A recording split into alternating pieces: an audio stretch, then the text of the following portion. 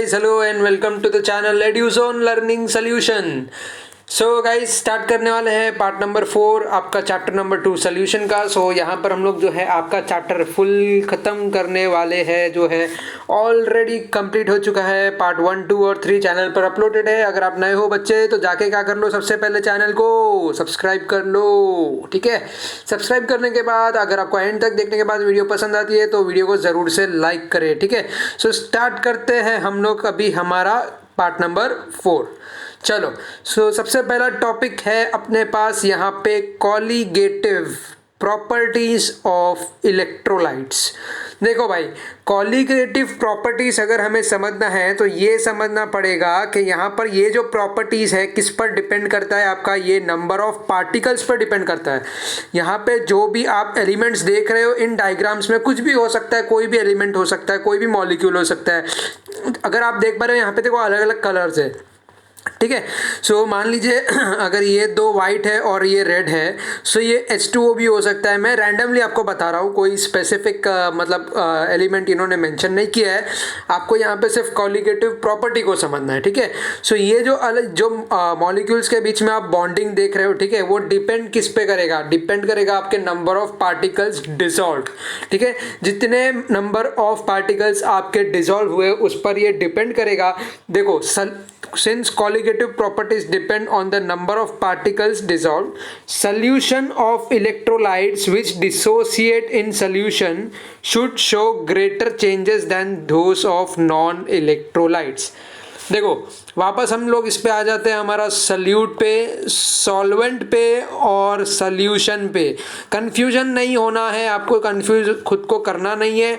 Solute क्या होता है, जो कि कम अमाउंट हो सकता है। मान लीजिए अगर आपका सॉल्वेंट जो है 95% है यहाँ पे, तो सॉल्यूट आपका होगा 5%। सो ये 5% ऑफ सॉल्यूट जो है आप मिक्स करते हो 95% ऑफ सॉल्वेंट में, और आपका सॉल्वेंट का जो कॉन्स्टिट्यूएंट होता है, क्या होता है आपका सॉल्वेंट का जो कॉन्स्टिट्यूएंट होता है, वही आपका क्या बनेगा, वही आपका बनेगा फाइनल सॉल्यूशन, ठीक है। समझ में आ रही है बात है, ये चीज समझ लो आप।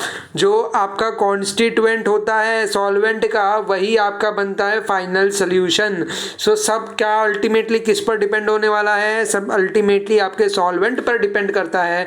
सो यहाँ पे जो आपको दिया है ना, properties depend on the number of particle dissolved, solution of electrolytes which dissociate in solution should show greater changes than those of non-electrolytes। so आपके नॉन इलेक्ट्रोलाइट से इसमें जो है चेंजेस आपको ज़्यादा दिखाई देने वाला है।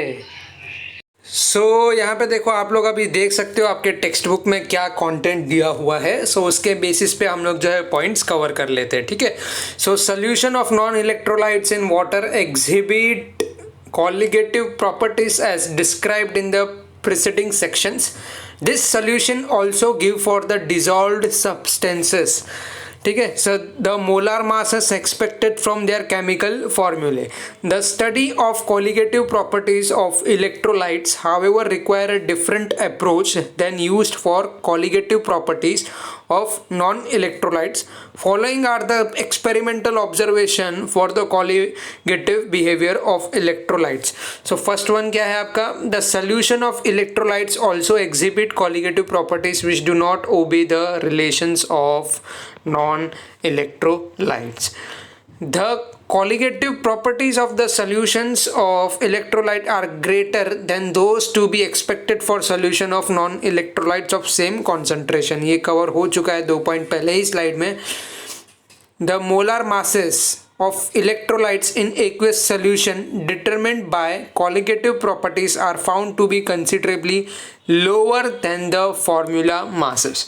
तो यहाँ पे जो आपका मोलर मास होता है आपके इलेक्ट्रोलाइट्स का, जो कि प्रेजेंट होता है आपके एक्वेस सोल्यूशन में, उसको हम लोग किस तरीके से डिटरमिन करते हैं, हमारे कोलिगेटिव प्रॉपर्टीज़ के अंदर, ठीक है। सो कोलिगेटिव प्रॉपर्टीज़ के अंदर जो आपको मिलता है वो क्या होता है, लोअर होता है। किसके फॉर्मूला मासेस से जो है वो लोअर होता है आपका कोलिगेटिव प्रॉपर्टीज़। तो अभी आगे देखते हैं हम लोग वेंट ऑफ फैक्टर का। वेंट ऑफ फैक्टर क्या होता है, यहाँ पे ये होता है एक बेसिकली रेशियो हमें निकालना होता है। ये देख पा रहे हो आप लोग, आई से हम लोग डिनोट करते हैं इसको, colligative property of electrolyte solution divided by the colligative property of non electrolyte solution. इसी को हम लोग क्या बोलेंगे, वेंट ऑफ फैक्टर बोलेंगे। सो यहाँ पे ये एक बेसिकली जो है आपका इलेक्ट्रोलाइट सोल्यूशन का जो कि रिलेशन यूज़ किया जाता है नॉन इलेक्ट्रोलाइट के साथ में, तो वेंट ऑफ जो फैक्टर है, वेंट ऑफ फैक्टर आई है, आप इसको इस तरीके से डिफाइन कर सकते हो, electrolyte solution upon non electrolyte solution of same concentration. So ये आप देख पा रहे हो यहाँ पे प्रॉपर्टीज़ का इन्होंने दिया हुआ है, डेल टी एफ है upon del T F nought है। सो इस तरीके से आप देख सकते हो प्रेशर के लिए टर्म दिया हुआ है। सो ये पाए हमारा ऑस्मोटिक प्रेशर वगैरह हो जाता है, ये फ्रीजिंग का होता है, डिप्रेशन ऑफ फ्रीजिंग वगैरह वो सारी चीज़ें हैं। So where quantities without subscript refer to electrolytes and those with subscript to non electrolytes, Wendt Hoff factor I is also defined in an alternative but exactly equivalent manner as actual moles of particle in solution after dissociation, moles of formula units dissolved in solution। So पहला वाला easy था याद रखने के लिए, इसको आप इस तरीके से भी डिफाइन कर सकते हो, actual mole of particle in solution after dissociation mole upon moles of formula units dissolved in solution. ठीक है, so formula mass of substance divide by observed molar mass of substance. So यहाँ पे आप देख पा रहे हो अभी modification of expression of colligative properties, तो अलग अलग टर्म यहाँ पे ले लिया है इन्होंने। सो क्या किया है यहाँ पे, जो कॉलिगेटिव प्रॉपर्टीज मेंशन किया था हमने पहले नॉन इलेक्ट्रोलाइट्स को, तो वही सेम चीज़ को यहाँ पे मॉडिफाई कर दिया है, तो ये एप्लीकेबल हो जाता है आपके इलेक्ट्रोलाइट सोल्यूशन के लिए भी। सो जिन्होंने भी पार्ट 1, 2, 3 नहीं देखा है, इसलिए मैं बोल रहा हूँ वो ये देखने के बाद वो भी देख लेना, तो समझ में आ जाएगा, थोड़ा बहुत बाउंस नहीं जाएगा। सो ये फॉर्मूलाज हमने कवर अप किया था अगर आपको याद होगा तो, राइट। सो ये फॉर्मूला में हमने क्या देखा था, अगर किसी को याद आ रहा है तो क्या देखा था हमने, del T is equals to K F into M, इस तरीके का कुछ देखा था। फिर के एफ जो है आपका कांस्टेंट है, उसका ये क्या है, यहाँ पे जो है जो फाइनल आता है, फाइनल फ्रीजिंग पॉइंट जो होता है, डिप्रेशन इन फ्रीजिंग पॉइंट वाला, डेल टी डिवाइडेड बाय आपका क्या है यहाँ पे, ये एम है। सो इस तरीके का कुछ फॉर्मूला हमने देखा था, उसको समझा था। तो यहाँ पे ये सेम चीज़ है, P V is equals to N R T वाली बात है, वही वाली बात है। सो यहाँ पे क्या होता है, यहाँ पे डेल पी P1 x2 इन्होंने लिया है बराबर, ये वाला वैल्यू P1 नॉट x2। तो इसको कैसे लिखेंगे, हमारा क्या था ये W2 M1 upon W1 M2, right. So ये और यहाँ पे आ जाएगा आपका वेंट ऑफ फैक्टर। सो ये डेल पी के लिए आप ऐसे कैलकुलेट करोगे, आपके पास अभी डेल टी के लिए वैल्यू निकालना है, तो हम लोग क्या करते थे, 1000 से मल्टीप्लाई कर देते थे। सो के इंटू एम करते थे, एम का वैल्यू आपका क्या आ जाएगा, यहाँ पे एम का वैल्यू आपको निकालना है, राइट। सो एम का वैल्यू क्या आता है हमारे पास, यहाँ पर सेम आएगा, ये देखो W2 अपॉन M2 W1 इतना सेम आ जाता है आपका, ये वाला पार्ट जो है इसमें, ठीक है। जो सेकंड वाला आपको मैं बता रहा हूँ, ये वाला, यस, ये वाला पार्ट सेम आ गया। अभी T इज इक्वल्स टू के एम है हमारा, जो के कांस्टेंट है, ठीक है। सो के एज इट इज लिख दोगे और आप जो है M का वैल्यू 1000 से मल्टीप्लाई कर दोगे यहाँ पे। सो ये फॉर्मूला भी क्लियर हुआ आपको। थर्ड वन है आपका क्या है यहाँ पे, डेल टी एफ है। सो इसको कैसे निकालोगे, सिंपल है, ये भी के बी जो था यहाँ पे आपको के एफ कर देना है, और ये आपका ऑस्मोटिक वाला आई एम आर टी होता है वो। सो आई एम आर टी के लिए क्या लिखोगे, एम का वैल्यू आप सब्सटीट्यूट कर दोगे, कैपिटल एम का वैल्यू। तो कैपिटल एम का वैल्यू क्या होता है, W2 अपॉन M2 V होता है बराबर। सो इसको सब्सटीट्यूट कर दो, ये वाला भी आपको यहाँ पे आ जाएगा। ये सारी चीज़ें ऑलरेडी कवर हो चुकी है अपनी, ठीक है। तो अभी आते हैं हम लोग आगे, जो कि है आपका डिग्री ऑफ डिसोसिएशन। सो इसका पूरा बहुत ही बड़ा इक्वेशन एंड ऑल वो भी है। सो पहले इसको समझ लो, आपका डिग्री ऑफ डिसोसिएशन है क्या, ठीक है। सो देखो डिसोसिएशन जो होता है, यहाँ पे एसोसिएशन वर्ड आपने सुना है, उसका अपोजिट होता है डिसोसिएशन।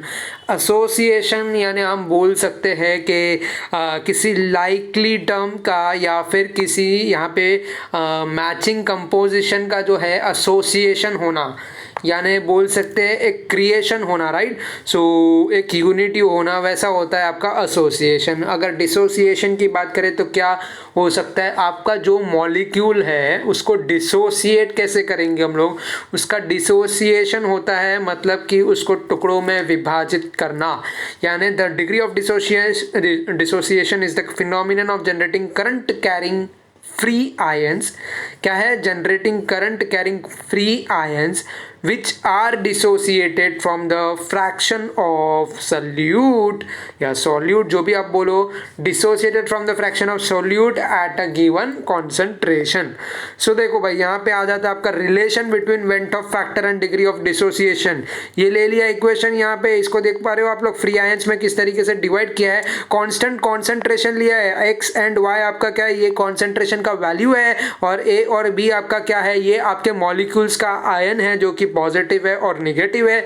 जैसा क्या बताया पहले वाले आपको प्रीवियस स्टेटमेंट में, current carrying free ions are dissociated from solution, right. So ये आपका फाइनल सॉल्यूशन है, यहाँ से डिसोसिएट हुआ है, ब्रेक डाउन हुआ है, दो आपको देखने को मिल रहा है यहाँ पर। इनिशियली ये 1 मोल था, डिवाइड होने के बाद या ब्रेक डाउन होने के बाद 0-0 हो गया है। आयंस क्या है, डिवाइड हुआ है आपका positive ion and negative ion में, और उसके साथ एक्स और वाई जो है आपके यहाँ पर, ये है आपके मोल्स। क्या मोल्स है ये? नहीं, ये आपके मोल्स नहीं है, ये क्या है फिर, ये है आपका कंसंट्रेशन वॉल्यूम। सो देखो अभी इक्विलिब्रियम आपका क्या है, 1 माइनस अल्फा मोल लिया हुआ है, एक्स मोल लिया हुआ है यहाँ पे, और ये वाला क्या लिया है आपका, एक्स अल्फा मोल के बाद वाई अल्फा मोल लिया है। सो अल्फा क्या है आपका, degree of dissociation of electrolyte है, then the moles of cations are alpha x and those of anions are alpha y. So cation alpha x है ये वाला, और ये आपका अनायन है, ये डिग्री ऑफ डिसोसिएशन है। सो इसको ऐड करो, सो ये इक्वेशन बनता है 1 प्लस अल्फा एन माइनस 1। सो यहाँ पे एक्स प्लस वाई जो है आपका moles of ions obtain from dissociation, ठीक है। सो एन क्या है आपका, एक्स प्लस वाई है, जो कि आपका moles of ions obtain from dissociation of 1 mole of electrolyte. So van't Hoff factor जो है आपका यहाँ पे क्या होता है, actual mole of particles in solution after dissociation upon moles of formula unit dissolved in solution, बराबर। So 1 plus alpha n minus 1, बराबर, ये एन माइनस 1 है आपका, और ये 1 प्लस अल्फा है। सो इसको डिवाइड बाय करोगे, मोल्स कितना है आपका 1 है, तो आपका फाइनली क्या आ जाएगा यहाँ पे, alpha is equal to I minus 1 upon N minus 1। बहुत ही यहाँ पे आपको यूज होगा और इजी टू रिमेंबर भी है, alpha is equal to I minus 1 upon N minus 1। So एक लास्ट एग्जाम्पल है, इसके बाद पूरा होता है सेशन अपना। सो देखो क्या बोला है अभी, 0.01 mole aqueous formic acid solution freezes at minus 0.021, यानी कि आपको यहाँ पे फैक्टर क्या दिया हुआ है, फ्रीज कभी होगा ये माइनस 0.021 पर, ये जो है डिग्री सेंटीग्रेड पर फ्रीज होगा।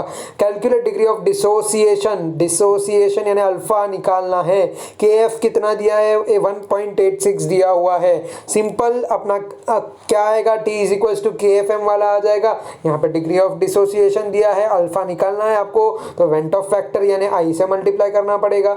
अभी क्या करोगे आप लोग, 0 माइनस ऑफ माइनस करोगे या नहीं करोगे, तो ये आपका पॉजिटिव हो जाएगा।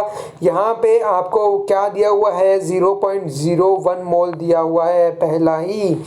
सो दो चीज अपने पास आ गई है यहाँ पे, 0.021, ठीक है, 0.021 आया आपके पास, इज इक्वल टू आई जो आपका फॉर्मूला में यहाँ पे दिया है वेंटॉफ फैक्टर का 1.86, आपको के कांस्टेंट दिया हुआ है, और मल्टीप्लाई करोगे मोल से, तो यहाँ से भाई निकाल सकते हो आई का वैल्यू। अभी तो कैलकुलेशन ही बचा है सिर्फ, बराबर।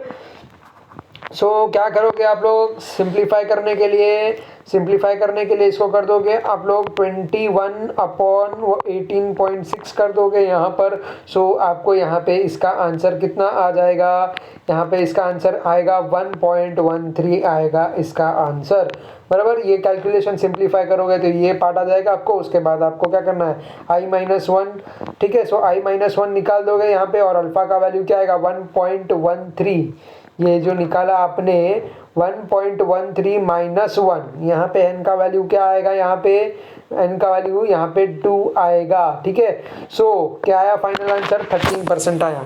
तो देखो बच्चों आज के लिए बस इतना ही। वीडियो पसंद आया तो लाइक शेयर सब्सक्राइब कर दो, और एक वेबसाइट भी जो है यहाँ पे बनाने वाला हूँ आपके नोट्स के लिए, जो प्रेजेंटेशन से थोड़ा अलग होगा, जहाँ पे आपके मेन टॉपिक्स जो इंपॉर्टेंट क्वेश्चन है सारी चीज़ें कवर होगी।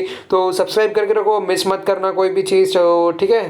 तो अभी जो है इन डेवलपमेंट सब चालू है, उसका आर्टिकल्स बन रहा है, सब हो रहा है, ठीक है। सो मिलता हूँ नेक्स्ट वीडियो में, सब तक के लिए take care, thank you and bye bye.